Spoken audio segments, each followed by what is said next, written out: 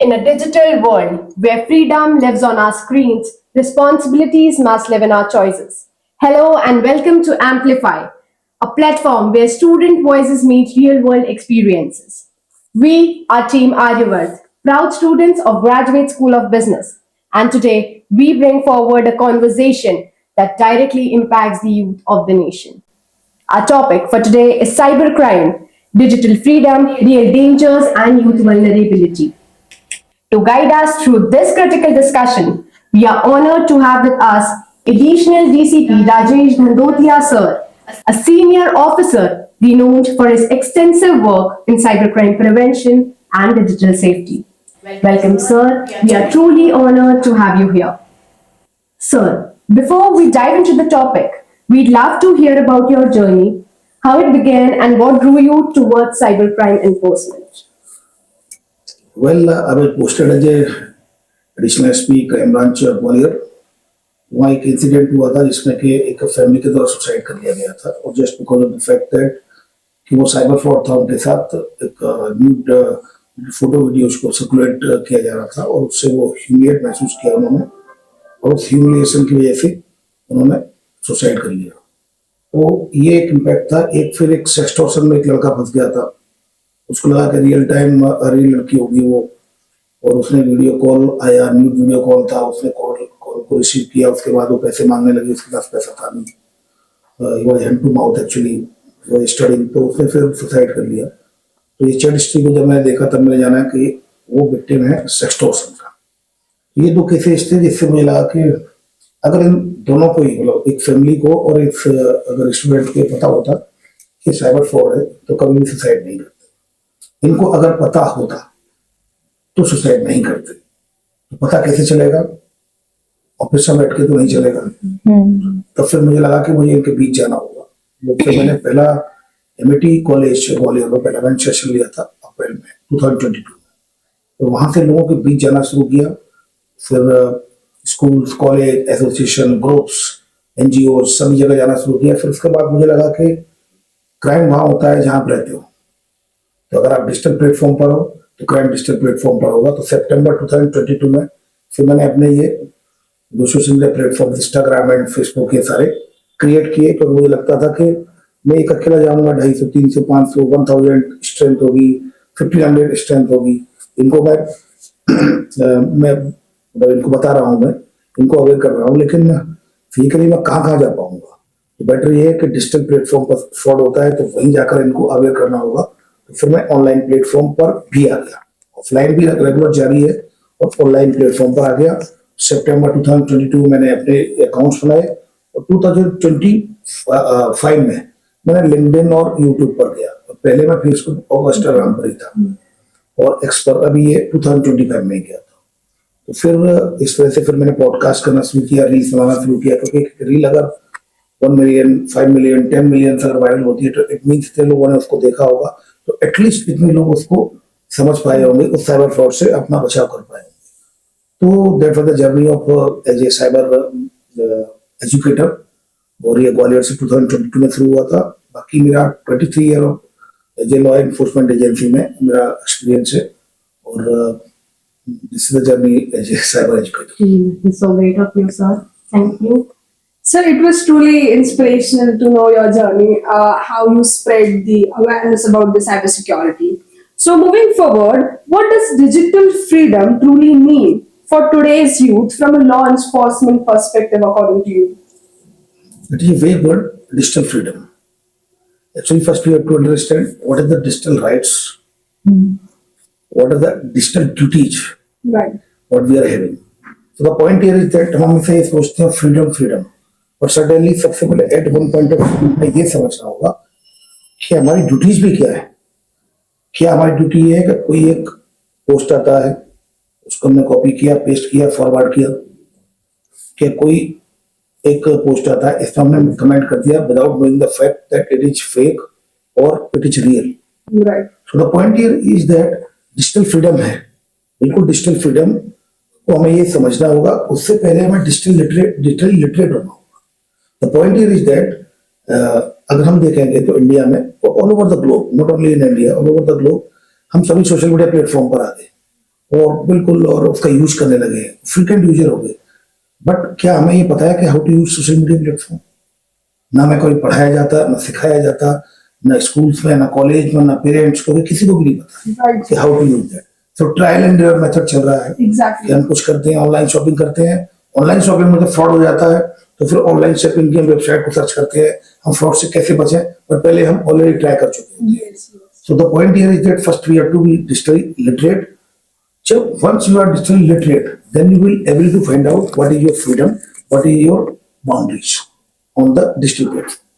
तो sir digitally literate होने के कुछ पॉइंट्स आप बता सकते हैं हमें कि कौन से पॉइंट्स हमें ध्यान रखना चाहिए? देखिए, सबसे पहली बात तो ये है कि डिजिटल लिटरेट होने के लिए, जैसे कि अगर हम देखेंगे, हर व्यक्ति का एल्गोरिथम सेट है सोशल मीडिया प्लेटफॉर्म पर। Okay. अगर आप जिस तरह की रील्स देखते होंगे तो वैसे ही रील्स कंटेंट देखते होंगे, वो वैसे ही आपको आएगा। Yes. तो आप देखेंगे सोशल मीडिया प्लेटफॉर्म पर एल्गोरिथम सेट होता है, आपका उनका भी, व्यक्ति को पता नहीं होता है, उसका भी एक एल्गोरिथम होता है। आप Exactly. भी वही रील देखेंगे और वही रील वो दिखाएगा, आपका एक बॉक्स में बंद हो गया।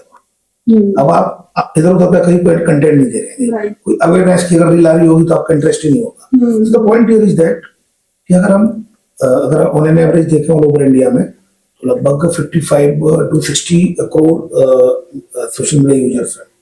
उनमें से 2.5 से 3 घंटे, लगभग ऑलमोस्ट 3 घंटे ऑन एन एवरेज है कि एक व्यक्ति अपने सोशल मीडिया प्लेटफॉर्म पर टाइम स्पेंड करता है।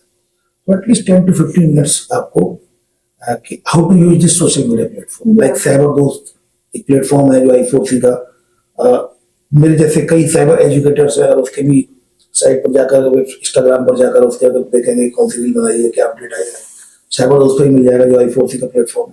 10 से 15 मिनट अगर हम अपनी अवेयरनेस को देंगे तो हम अपना बचाव कर पाएंगे। See, information is the power, Yeah.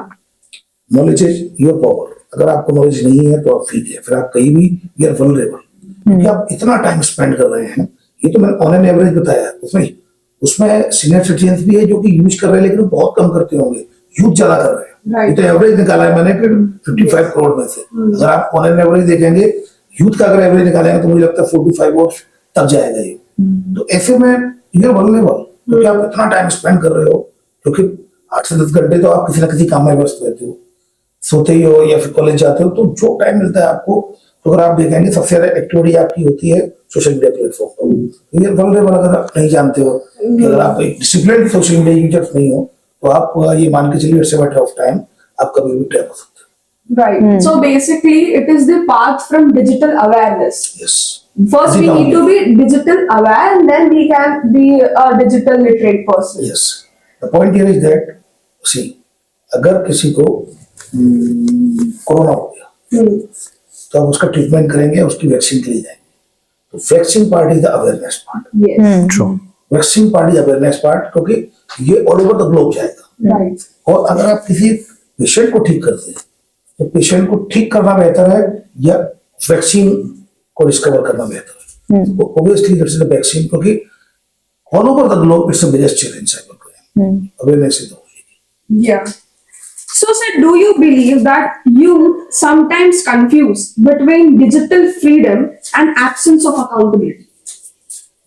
Yes, 100% it is. Actually, it is, oh, this is my view. But what kind of view? What kind of view you are circulating among the society? So you are not free to do everything. Right.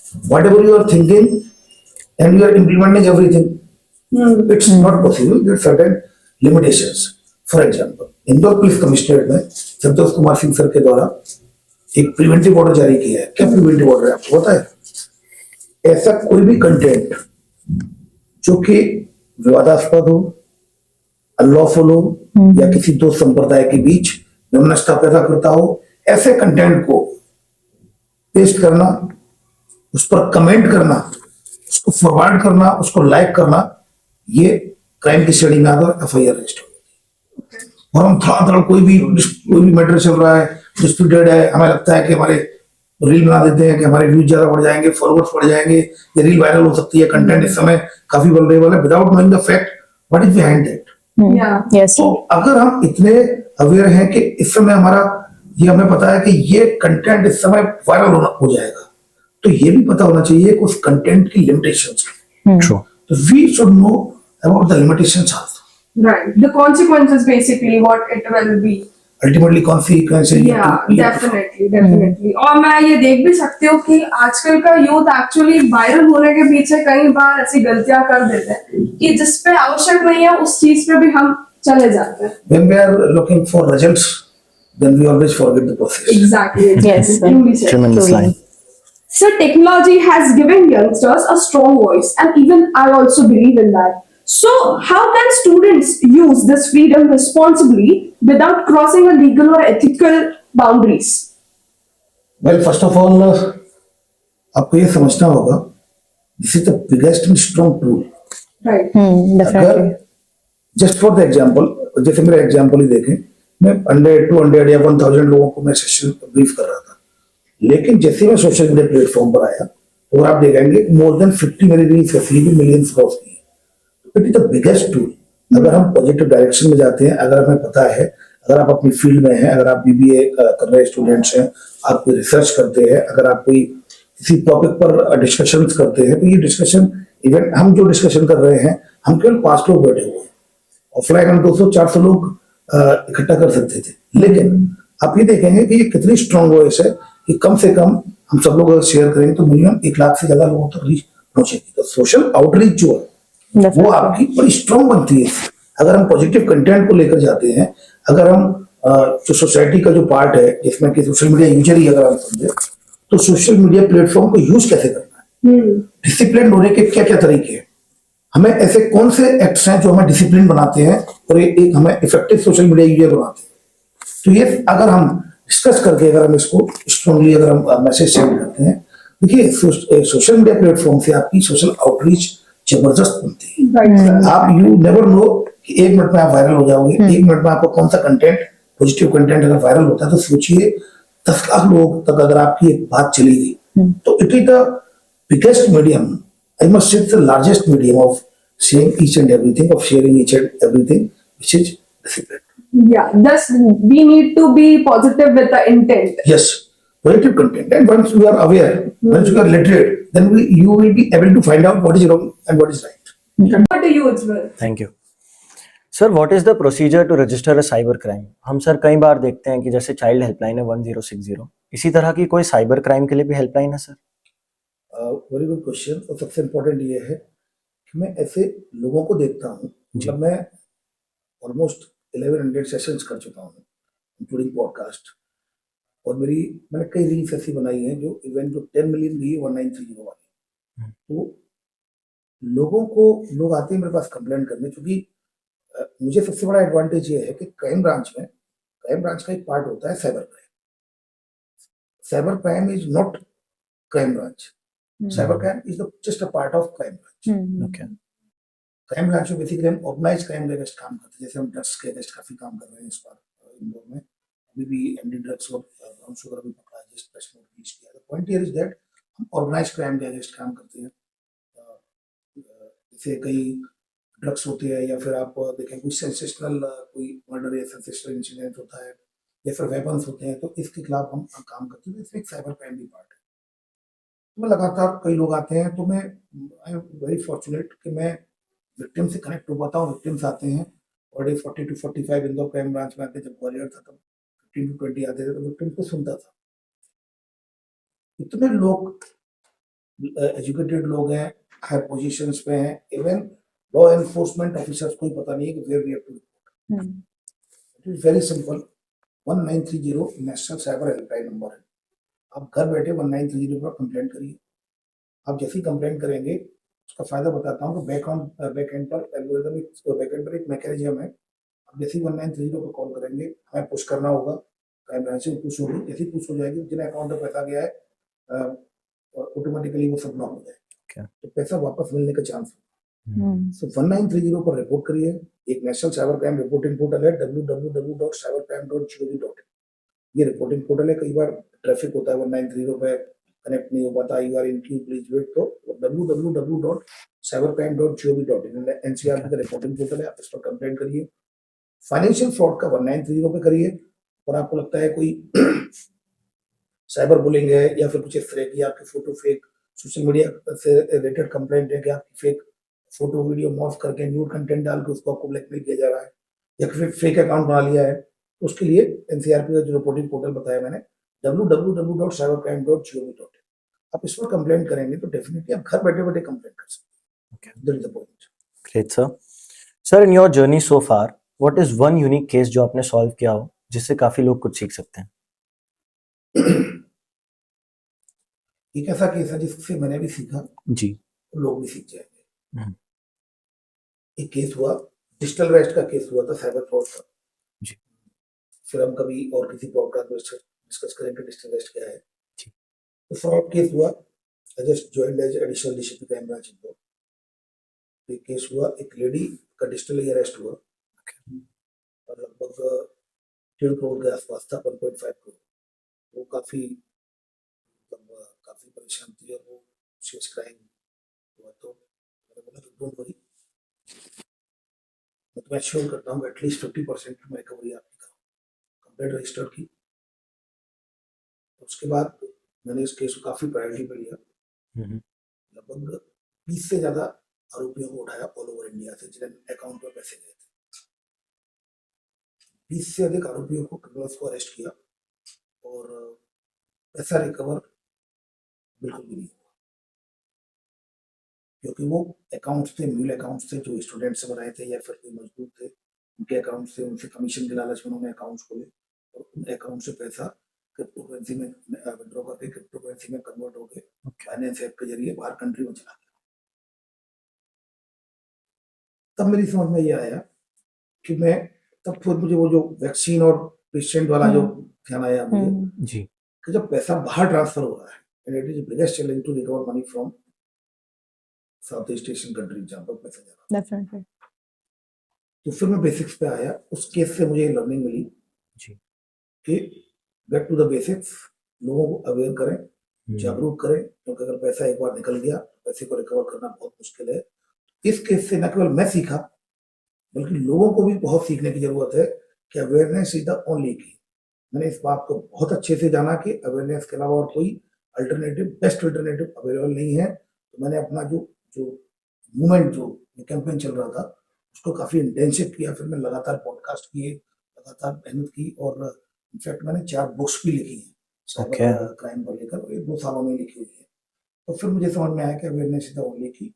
हम awareness से बेहतर और कुछ ऐसा treatment फिलहाल अभी available है। Indeed sir, awareness is the key.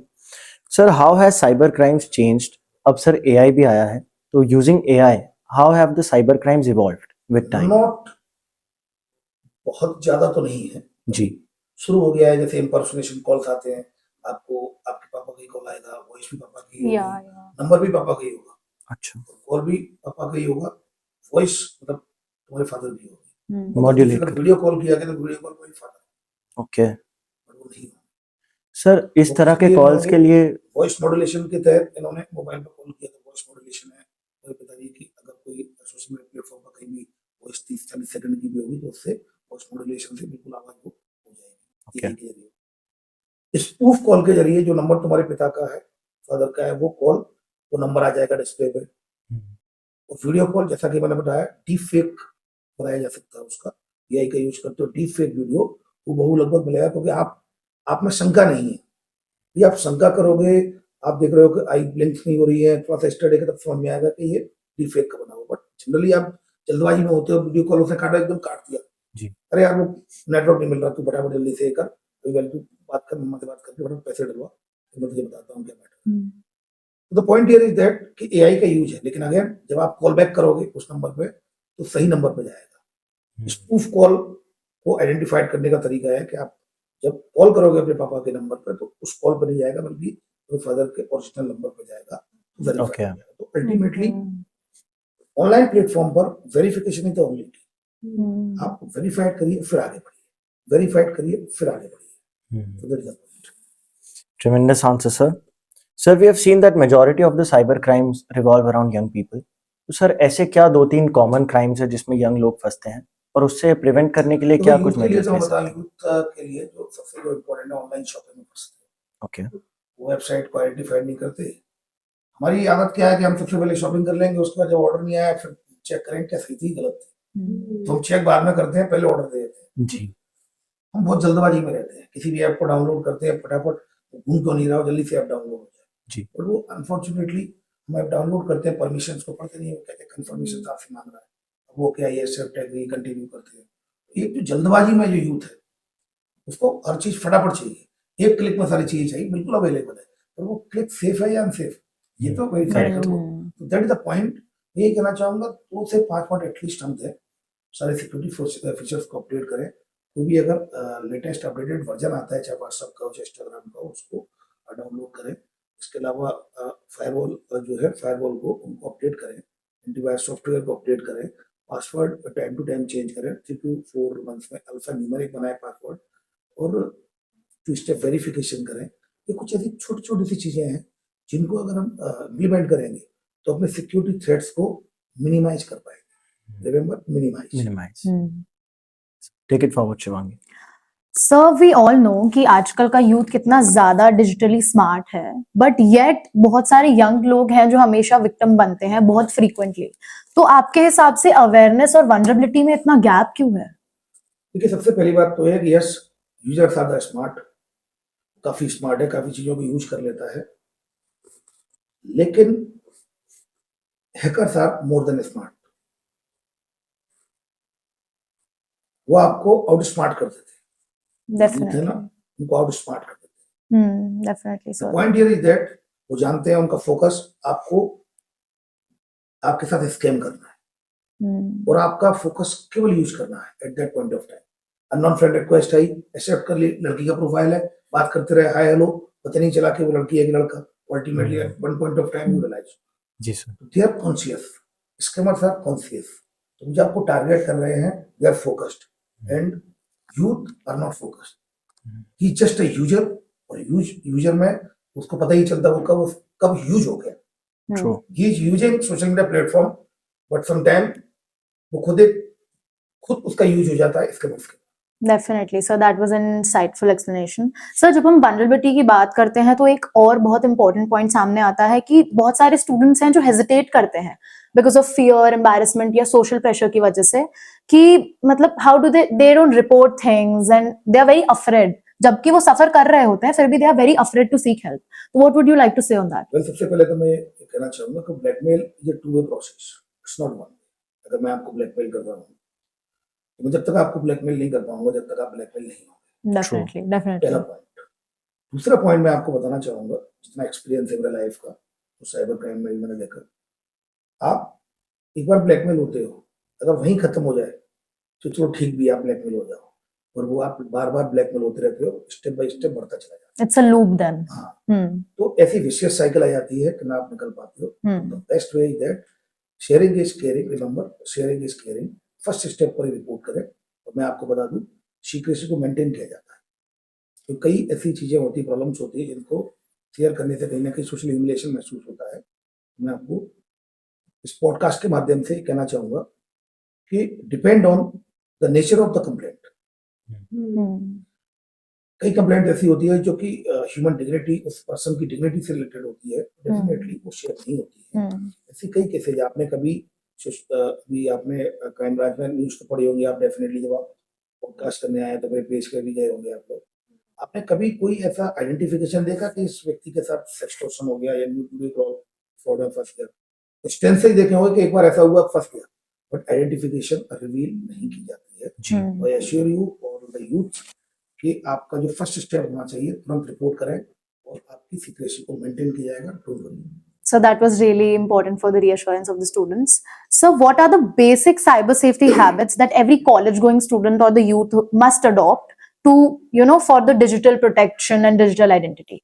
Zero trust policy in a single word, zero trust policy. अगर